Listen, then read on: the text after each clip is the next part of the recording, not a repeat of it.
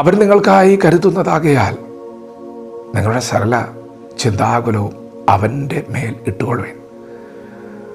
പ്രിയപ്പെട്ടവരെ, നിങ്ങൾ വിചാരപ്പെട്ടതുകൊണ്ട് നിങ്ങളുടെ നീളത്തോട് ഒരു മുഴം കൂട്ടാനോ കുറയ്ക്കാനോ പറ്റില്ല. ദൈവം വിചാരപ്പെടും. ദൈവത്തിന് വിചാരമുണ്ട്. ദൈവത്തിൻ്റെ ഏറ്റവും വലിയ വിചാരമാണ് കർത്താവായ യേശുക്രിസ്തു.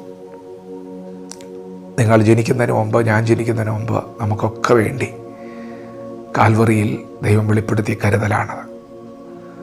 നമ്മുടെ പാപമോചനത്തിനായി, നമ്മുടെ രക്ഷയ്ക്കായി, നിത്യതയ്ക്കായി ദൈവം ഒരുക്കിയ കരുതൽ. സ്വന്തം പുത്രനെ ആദരിക്കാതെ നമുക്കെല്ലാവർക്കും വേണ്ടി ഏൽപ്പിച്ചു തന്നു. അവനോട് കൂടെ സകലവും നൽകിത്തരും. പ്രിയപ്പെട്ടവരെ, നിങ്ങളുടെ സകല ചിന്താകുലവും ദൈവത്തിൻ്റെ മേൽ ഇട്ടുകൊള്ളുവിൻ. നിങ്ങളൊന്നിനെക്കുറിച്ച് വിചാരപ്പെടരുത്.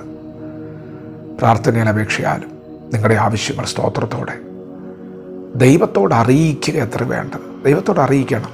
ദൈവമേ, എൻ്റെ ആവശ്യങ്ങൾ ഇന്നതൊക്കെയാണ്, എന്നെ സഹായിക്കണേ, എനിക്ക് വേണ്ടി കരുതണേ, എന്നെ നടത്തണേ എന്ന് പറഞ്ഞാൽ മതി. ദൈവം കേൾക്കുന്നുണ്ട്. നിങ്ങളൊന്ന് വിശ്വസിച്ച് ദൈവം കേൾക്കുന്നുണ്ടെന്ന് വിശ്വാസത്തോടെ പറഞ്ഞാൽ മതി. യഹോവയുടെ കണ്ണ് നീതിമാന്മാരുടെ മേൽ, അവൻ്റെ ചെവി അവരുടെ നിലവിളിക്കും തുറന്നിരിക്കുന്നു. ദൈവത്തിൻ്റെ കണ്ണ് നിങ്ങളുടെ മേലുണ്ട്. ദൈവത്തിൻ്റെ ചെവി തുറന്നിരിക്കുകയാണ്. അതുകൊണ്ട് ദൈവത്തോട് പറയാം, ഭാരങ്ങൾ ഇറക്കി വയ്ക്കാം. നിൻ്റെ ഭാരം യഹോവയുടെ മേൽ വെച്ചുകൊള്ളുക. അവൻ നിന്നെ പുലർത്തും. നീതിമാൻ കുലുങ്ങിപ്പോവാൻ ഒരു നാളും സമ്മതിക്കില്ല എന്നല്ലേ? ദൈവം സമ്മതിക്കില്ല.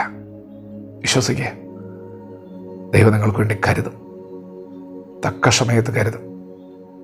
നിങ്ങൾക്ക് ഉയർച്ചയാണ് വേണ്ടതെങ്കിൽ അവൻ്റെ ബലമുള്ള കൈക്കെടുത്ത് ആണ്ടിരുന്നാൽ മതി.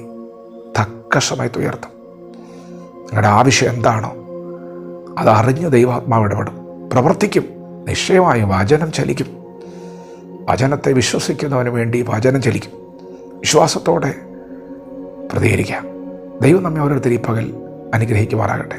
ആമേൻ.